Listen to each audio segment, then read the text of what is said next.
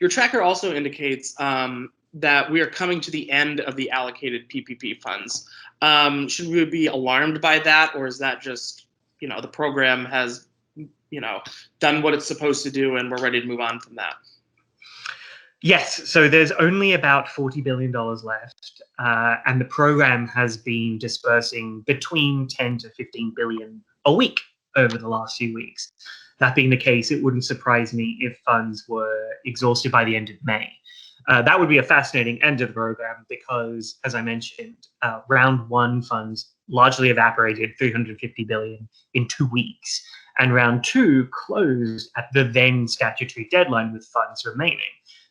Gently petering out isn't an option that's happened yet. So I'm pleased that the PPP continues to be interesting.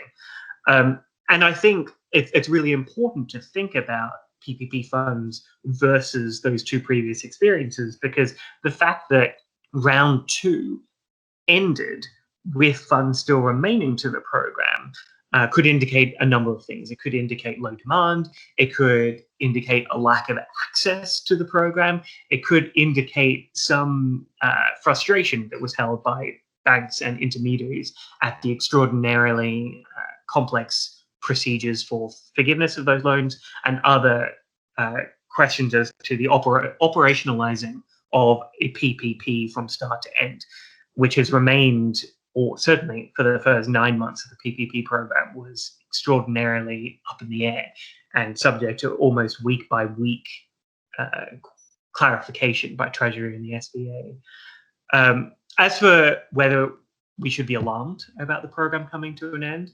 I'm delighted that you say it depends on what you referenced. It depends on what you believe the PPP was supposed to be for.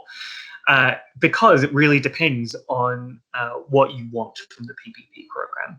If the PPP was supposed to be an adrenaline shot in the arm for the economy and a very short-term lifeline for employees and payroll at the micro level, and I think it's really important to remember that the way that PPP was intentionally constructed by Congress was that it would provide only 8 weeks of payroll support. And this is somewhat laughable 14 months into the pandemic, the idea of receiving only 8 weeks support.